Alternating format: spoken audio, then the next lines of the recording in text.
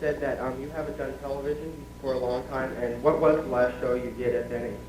I have never done a television show in my life, but this is the first time I've ever been in front, would you believe, an audience in my life. Last time was Girls Commercial High School.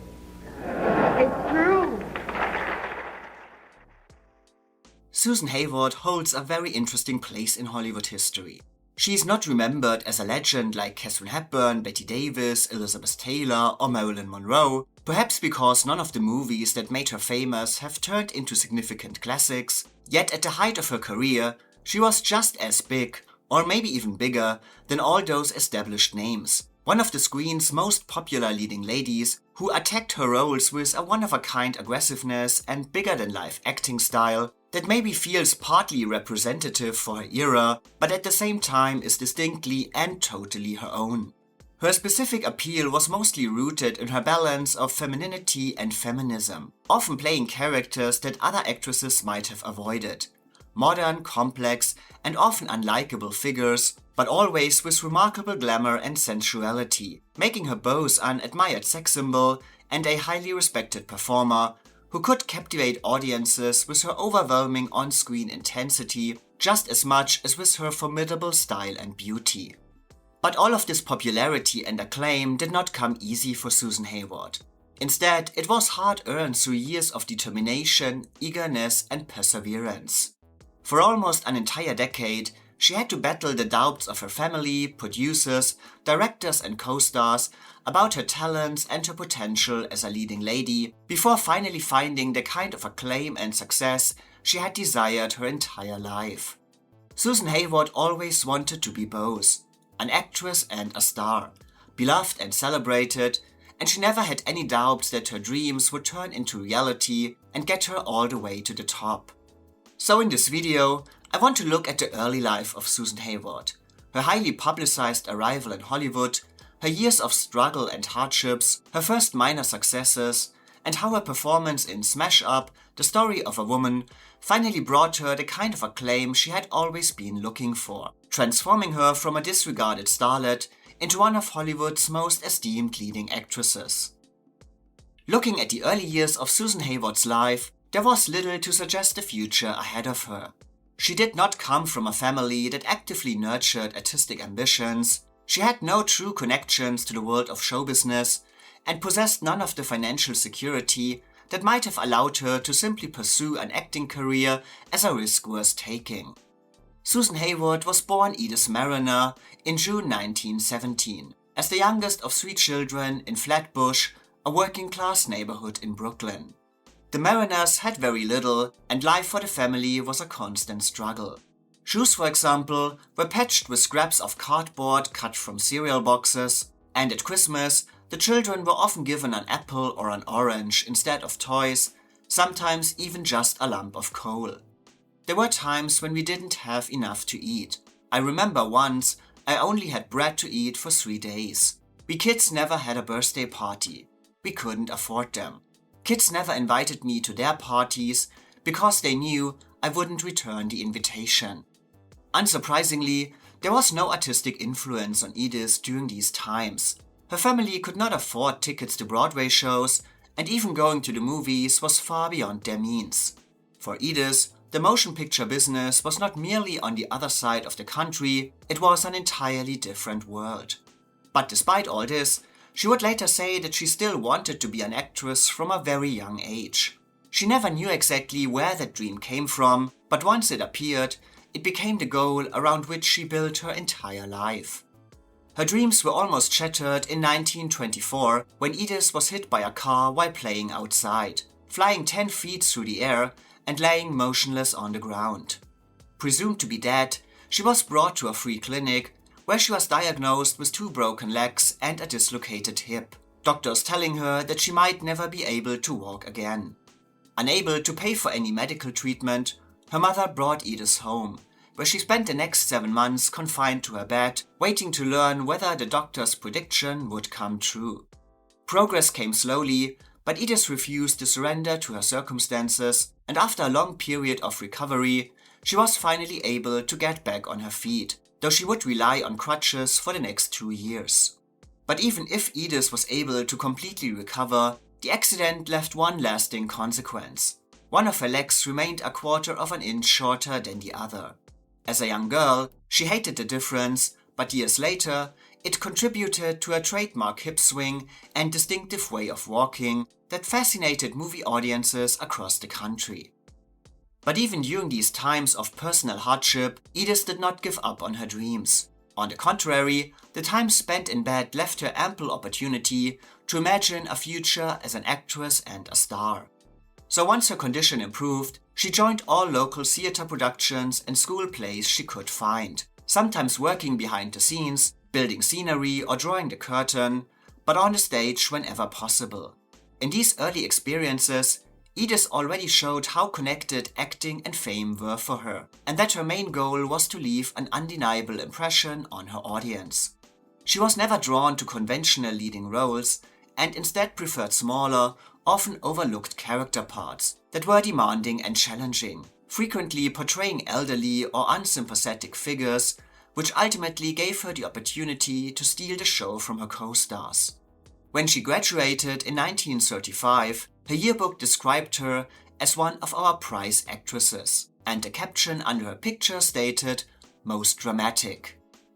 However, after her graduation, Edith was no longer able to pursue her ambition, at least for the time being. Apart from her father, with whom she had a very close relationship, no one in her family believed in her talent, and there was no money to support her artistic aspirations. Instead, she had to find steady work to help support her family and took a job in a handkerchief factory. But she again used every opportunity she could find to follow her dreams. Her job was close to Manhattan, and so she often traveled there to audition for plays or trying to get into an acting agency, but without any success. And during a conversation with an acting coach in Brooklyn, she was bluntly told that she would never make it, as her voice was considered too squeaky and her Brooklyn accent too strong. Edith realized that if she wanted to follow in the footsteps of Barbara Stanwyck, an actress she admired deeply, as she too came from Brooklyn and had succeeded in Hollywood, she would need training and experience. To get the necessary money, she followed the advice of her co-workers and tried her hand at modeling. At first, she was again denied by every agency she approached, until she walked into the office of Walter Thornton, who was immediately fascinated by her most distinct asset, her flaming red hair.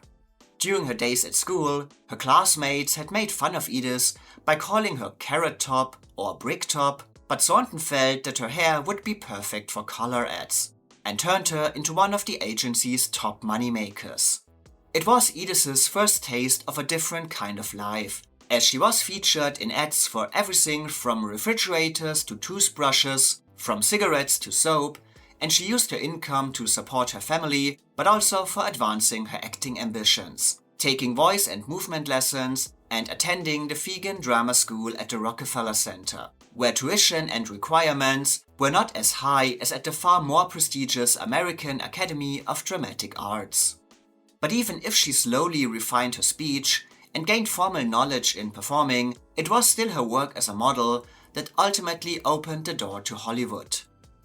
If you are watching this video on a Best Actress nominee of 1947, I assume that you are no stranger to the world of the Oscars and actresses in general, and therefore also familiar with the long search for the right actress to play the part of Scarlett O'Hara in David O. Selznick's epic movie version of the best-selling novel Gone with the Wind.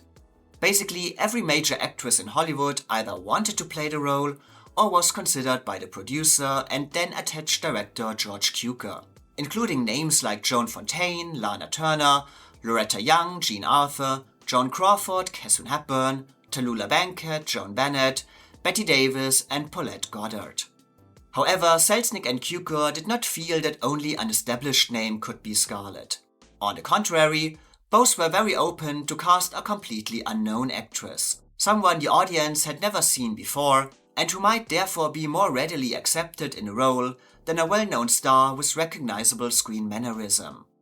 Which led to an unprecedented 2-year-long talent quest, during which Selznick sent talent scouts to basically all parts of the country to see thousands of young women who all considered themselves as Margaret Mitchell's beloved heroine. There was scarlet fever everywhere. It's easy to imagine that Edith shared this dream of playing Scarlett O'Hara at some point, but as an unknown wannabe actress from Brooklyn, without any official acting credits, she most likely also knew that her involvement with Gone with the Wind was pretty much out of the question. Even she herself later said, "What did I know about Southern Belles?" But fate unexpectedly threw Edith's life into a completely different direction from one day to the next when George Cukor caught one of her modeling pictures in 1937.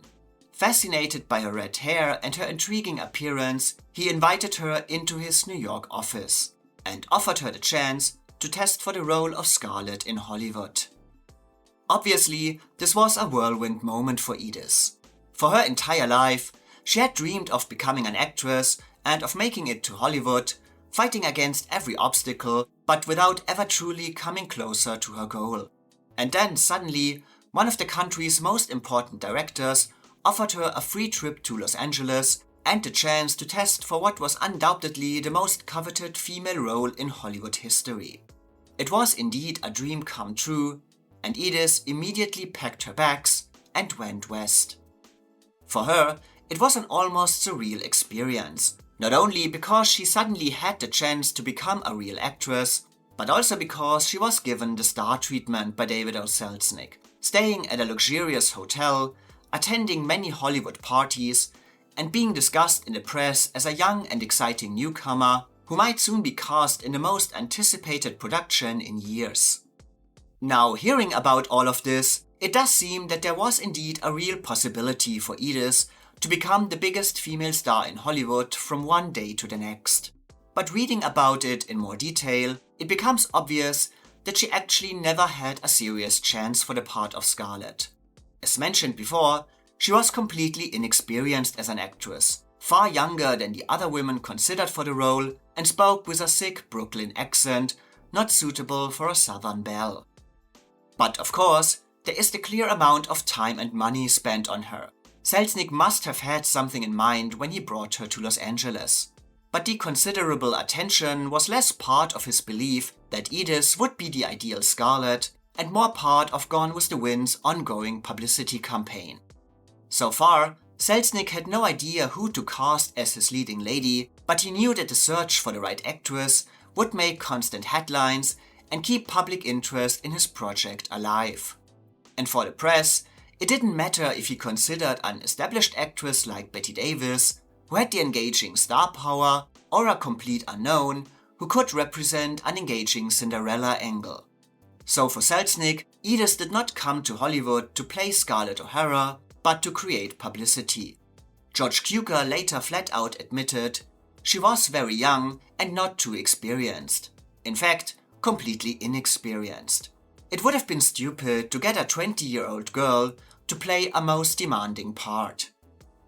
And when Edith finally did her screen test, she unfortunately confirmed both Cukor's and Selznick's doubts about her acting talents. Untrained and uncomfortable before the camera, struggling to follow Cukor's instructions, and possessing little understanding of the character she was meant to portray, her test was considered pretty much a disaster.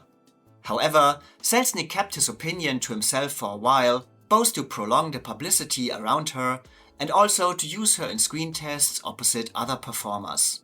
During this period, Edith suffered a devastating personal loss when she received news that her father had died in New York. Unable to afford the journey home, she remained in Hollywood and was forced to miss his funeral.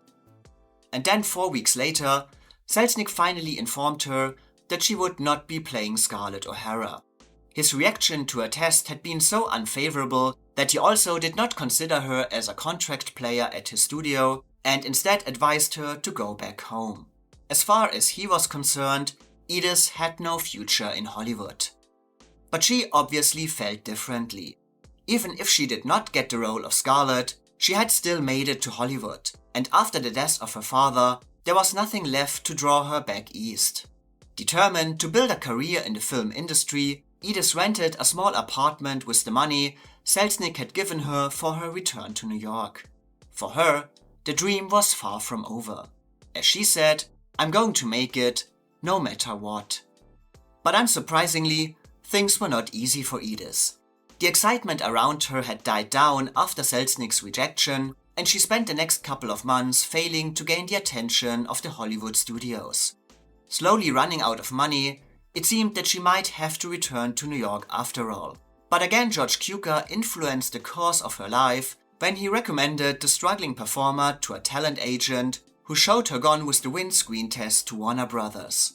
The studio agreed with David or Selznick that the test was horrible, but unlike Selznick, they felt that Edith had an intriguing screen presence and with proper training and guidance could develop into a valuable actress, and made her a 7-year contract player.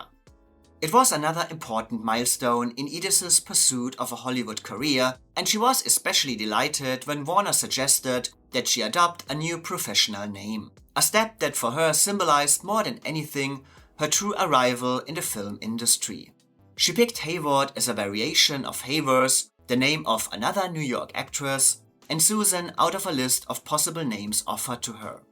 With her new name and her contract with Warner, she was ready to rise to the top. But again, every career step remained difficult for Susan.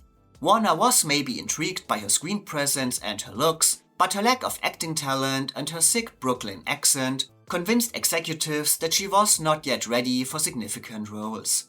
As a result, she spent much of her early time at the studio appearing as uncredited extras.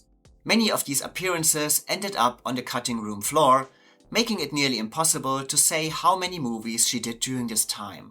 Her first ever screen role was Hollywood Hotel of 1937, and she also had smaller roles in movies like The Amazing Dr. Clitterhouse or The Sister with Bette Davis, but Warner ultimately decided to focus more on her looks than her acting, putting her in many so-called cheesecake pictures or promoting her as Miss 4th of July. To improve her acting skills, Warner also assigned her to its internal drama school, where she studied acting with other newcomers like Ronald Reagan and Jane Wyman. But while Susan was eager to learn and develop, her acting coach remained rather dismissive of her, stating that she had mind but no heart, and that she lacked warmth and range. And then there was Susan's accent. Determined to overcome it, she worked tirelessly with various voice coaches and allegedly spent days watching The Prisoner of Zenda to copy Ronald Colman's diction and speech pattern. By the time she began to make real progress, however, Warner had already lost confidence in her, and after just 6 months, the studio terminated her contract. But again, Susan was not discouraged by this development and instead signed a new contract at Paramount. Like Warner, the studio was not convinced about Susan's abilities, but it was desperately looking for new female stars. Although Paramount could draw on talent such as Marlene Dietrich or Frances Farmer, at the moment, neither of them was the kind of major star the studio had envisioned for different reasons. As a result, Claudette Colbert was essentially its only female box office draw for now. Hoping that Susan might help fill that gap, Paramount cast her in a supporting role in Beau Geste opposite Gary Cooper and Ray Milland, which was indeed her first major breakthrough. Benefiting from the training at Warner's and displaying a largely refined accent, Susan could finally display genuine promise as a performer, expressing emotions with great ease and leaving a lasting impact on movie audiences. As a result, Paramount placed Susan in its golden circle of promising newcomers, alongside emerging talent such as William Holden, but to her frustration, the studio soon shifted its focus to another newly signed actress, who had also been considered for the role of Scarlett O'Hara, had more serious acting experience, and was seen as far better suited to high-profile prestige productions. Paulette Goddard, who now received the kinds of parts Susan had hoped for example opposite Olivia de Havilland in Hold Back the Dawn. For Susan, the success of Beau Geste ultimately did little to improve her standing at Paramount, and she was again relegated largely to supporting roles in B-movies.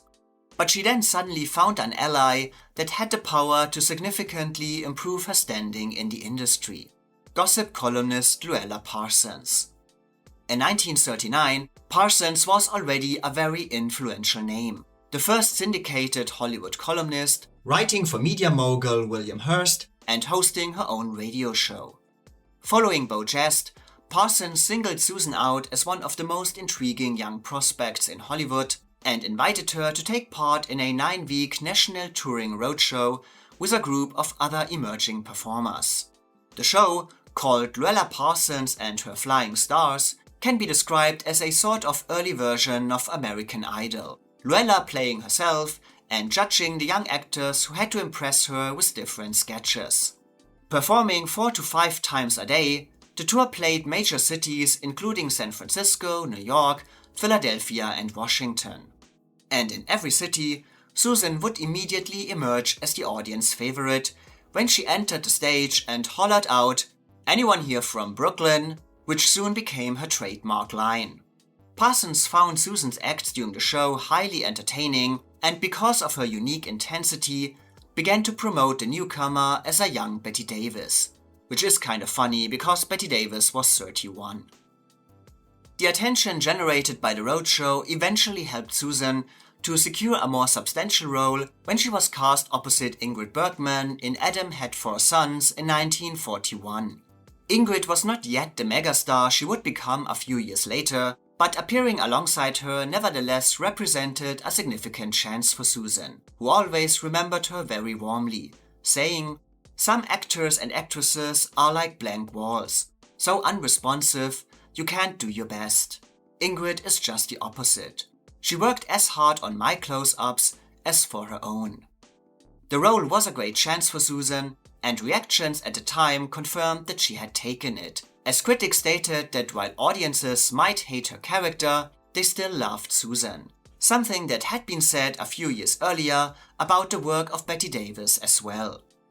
Because of this, there were many predictions for a Best Supporting Actress nomination at the Oscars, but this ultimately did not happen. Likely because Paramount had little interest to promote her for a movie that was actually released by Columbia. But despite the acclaim for her work, Susan's standing at Paramount did again not improve. It became clear that there was a lack of enthusiasm for her work as well as her personality at the studio. And there was a very specific reason for it. During a promotional event attended by studio executives, distributors and theater owners, Paramount had showcased several of its young contract players, including Susan, who was not shy to speak up to the man in charge about the status quo of her career.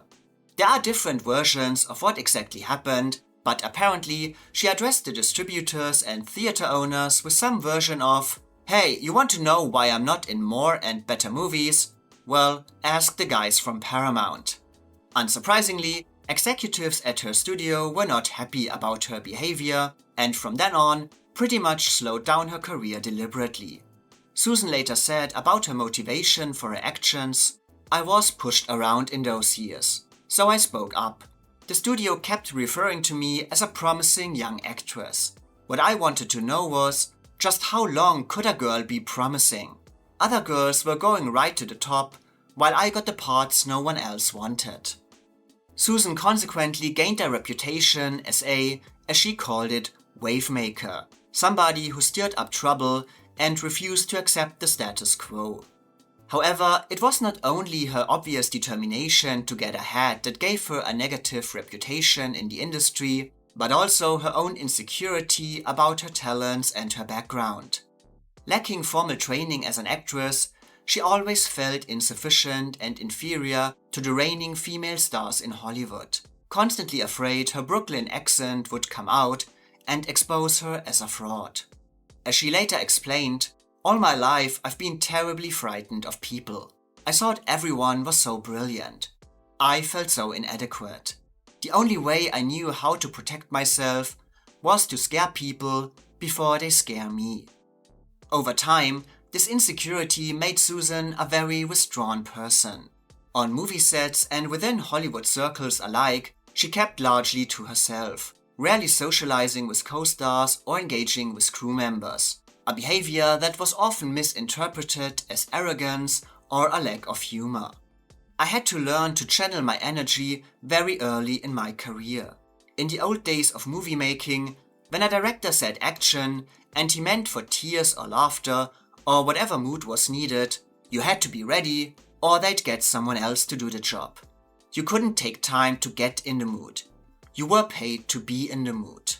I didn't spend time between scenes joking with the crew or playing poker with the wardrobe women.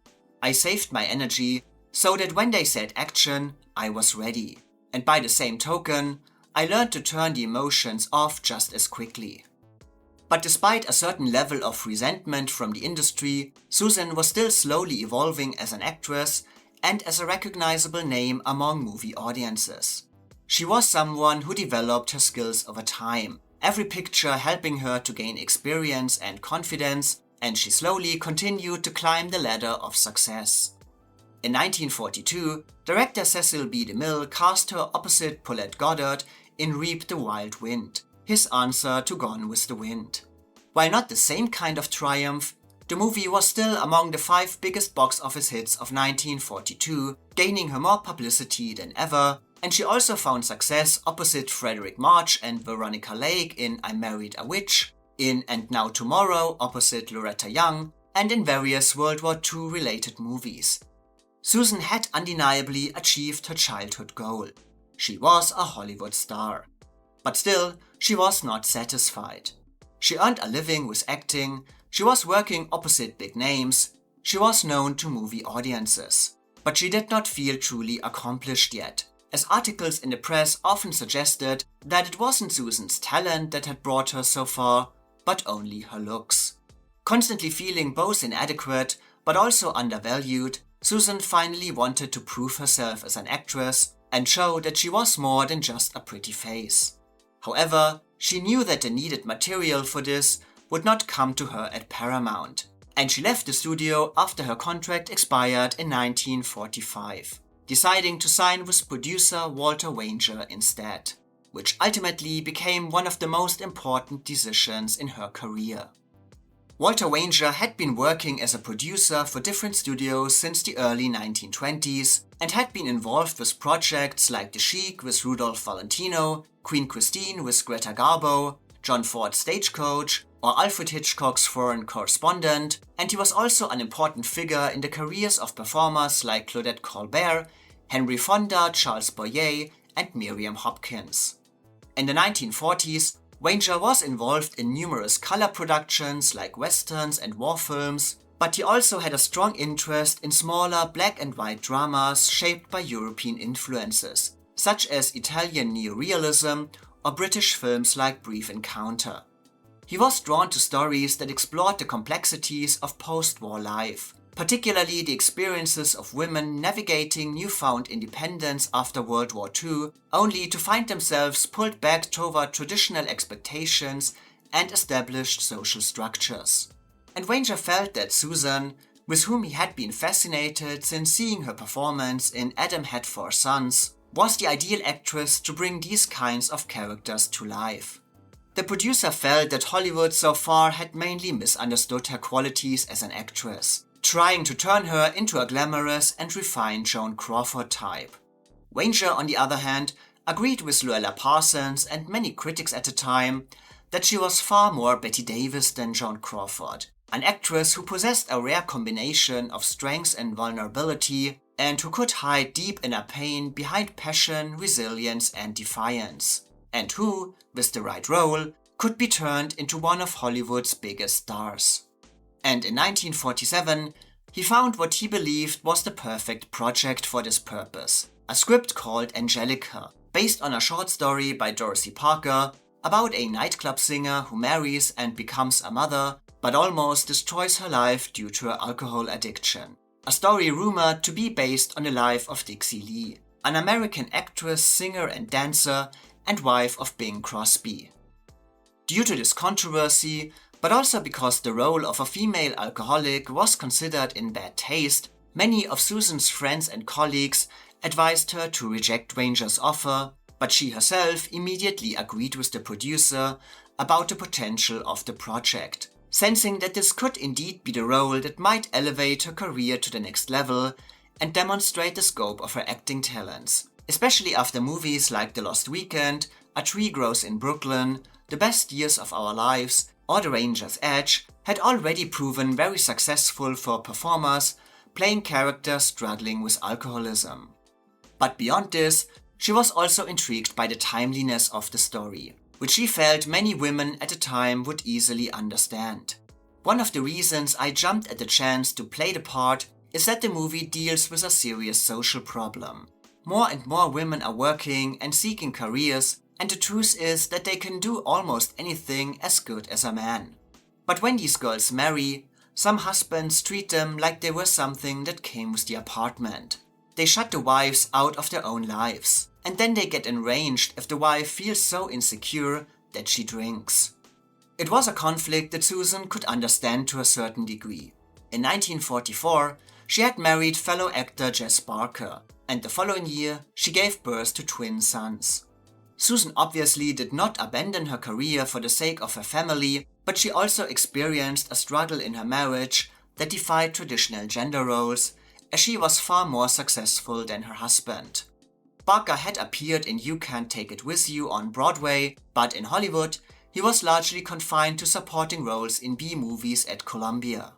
The imbalance became particularly apparent in 1946, when Barker sought a role in Walter Wanger's Canyon Passage, only to be passed over while Susan was cast in the film.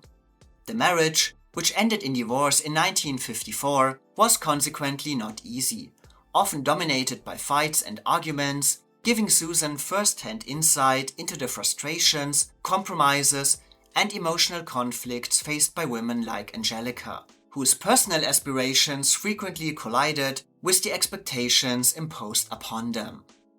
Like every film she had made up to that point, the production was far from carefree for Susan, who was determined to do justice to the first truly demanding role of her career, and like her co-nominee Joan Crawford, conducted extensive research for her character. While Joan had visited hospitals and psychiatric wards to learn about mental issues, Susan read about alcoholism, visited AA meetings and nightclubs, and even got drunk herself various times to get into the emotional mindset of her character. And again, like Joan, she also found it difficult to get in and out of character on the spot, preferring to keep the needed intensity for as long as possible, unable to relax between shots or socialize with her co-stars. Director Stuart Heisler remembering, "What an ordeal that picture was. I was limp as a rag every night.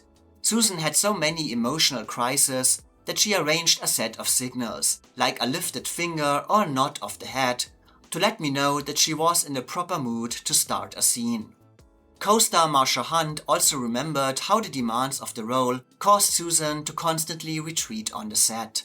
"Sadly, she had absolutely nothing to say to me. I never understood why. I finally realized it was nothing personal. I couldn't have offended her. This was a person so private and so closely involved with her job at hand that all relationships with others are non-existent." After the scene, she went back to her dressing room. She would turn on her heel and walk away. "I don't think I ever worked with anyone more private, more excluding. Maybe she felt it might break the spell." For Walter Wanger, Susan's insecurity was actually the key to her success in the role. As he said, "Susie suffers from the most startling guilt complex you can imagine. She's embarrassed that she is a beautiful woman. She doesn't think she deserves it. She knows it's a priceless gift, but she's afraid that on the inside she isn't beautiful. If we can get her to bring that complexity to the surface in her role, we'll get a performance worthy of an Oscar from her." When the movie premiered under the title Smash Up, the Story of a Woman, most critics wholeheartedly agreed with Wanger.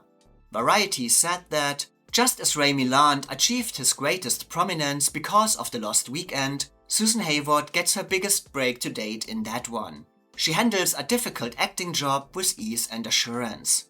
Other reviews loudly applauded Susan's power and versatility as a performer, as well as her credibility in her drunken scenes, and stated that she had finally arrived as a serious artist and an actress of unexpected depths and dimensions. If Susan had mostly been known for her looks so far, she was now seen as a performer of uncompromising complexity, and everyone agreed that her transformation in Smash Up signaled the beginning of a new phase in her career. And do I agree with all this praise? Well, yes, I very much do. I do admit that Susan Hayward is not always to my personal taste. Or rather, I'm not always in the mood for her specific acting style. As I have said earlier, she can occasionally be a bit too forced, maybe too intense, just a bit too much. However, I cannot deny that with the right role, she can easily rise to the top and give the kind of distinct showcase that feels pretty singular for her time period. And Smash Up certainly offered her this right role. Honestly, Charlie, I thought you'd never get here. In her movie, Susan does not get the kind of character that guarantees success right from the start. Angelica's motives often feel unclear, the reasons for her desperation never fully explored, and the uncertainty of her life too often overlooked, but Susan flawlessly brings a complexity and dominance to the role that turns it into a gripping character study.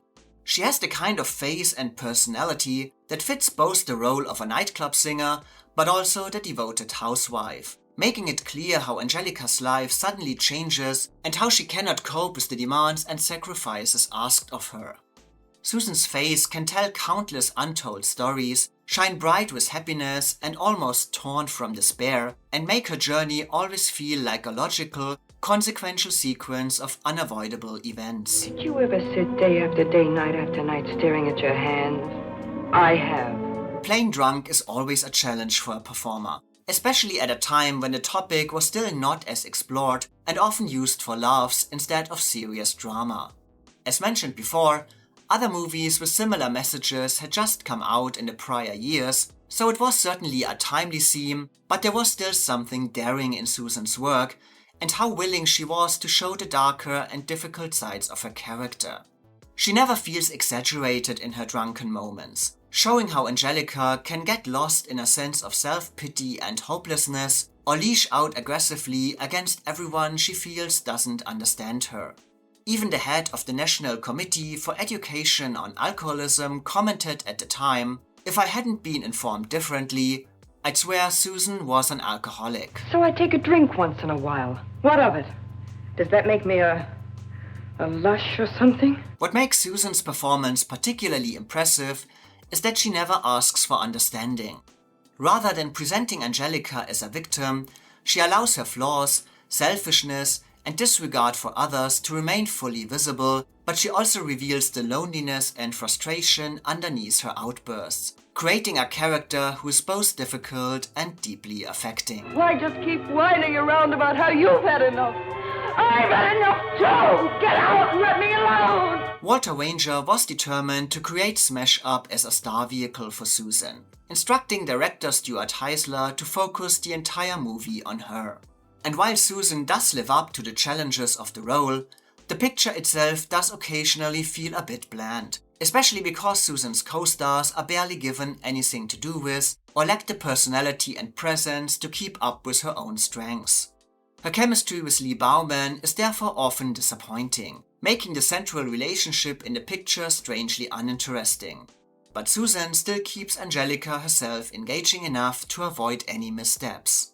Most of all, Susan shines opposite Marsha Hunt, who is also not given a lot to do, but fits her small part with the right balance of sympathy and suspicion. Everything in this house belongs to you, doesn't it? You picked it all out, even this pendant. Well, I don't want it. Take it! But most of the time, Smash Up feels like a one-woman show, and Susan Hayward was undeniably the right actress for this task, overcoming all shortcomings of the script with a portrayal that is dedicated, precise, and leaves a haunting, overwhelming impression long after the picture has ended. Just as both Walter Wanger and Susan had hoped, Smash Up indeed became the movie that completely changed the industry's perception of her talents as an actress. After an entire decade of mostly neglectable parts, setbacks and disappointments, doubts and ridicule, she finally displayed her ability to portray characters not traditionally likable, but with a complexity and inner life that made their flaws human and engaging. And when she was ultimately included among the 5 nominees for the Best Actress Oscar of 1947, Susan had achieved everything she had ever dreamed of since she had been a little girl. A rise to the top, driven by her own constant determination and unwillingness to ever give up in the face of rejection. Susan did of course not win the Oscar that year, but just like with anything else in her career so far, she saw this disappointment only as an incentive to try again harder, stating after the ceremony, "I can always wear that dress again, and I'll be nominated for an Oscar again. Maybe not next year, maybe I'll have to wait until the 50s, but I intend to win someday. That's my goal." But even without the win, the recognition by the Academy was undoubtedly the turning point of Susan's career, as newspapers noted that the dismissed starlet had turned into one of the town's most respected actresses, whose salary had doubled since 1945 and who finally received the kinds of scripts she had always hoped for. Susan was very much aware that this career step would not have been possible without Walter Wanger, but despite their admiration for each other, their professional relationship came to an end in 1949, as the producer had to sell her contract to 20th Century Fox after the box office failure of Joan of Arc.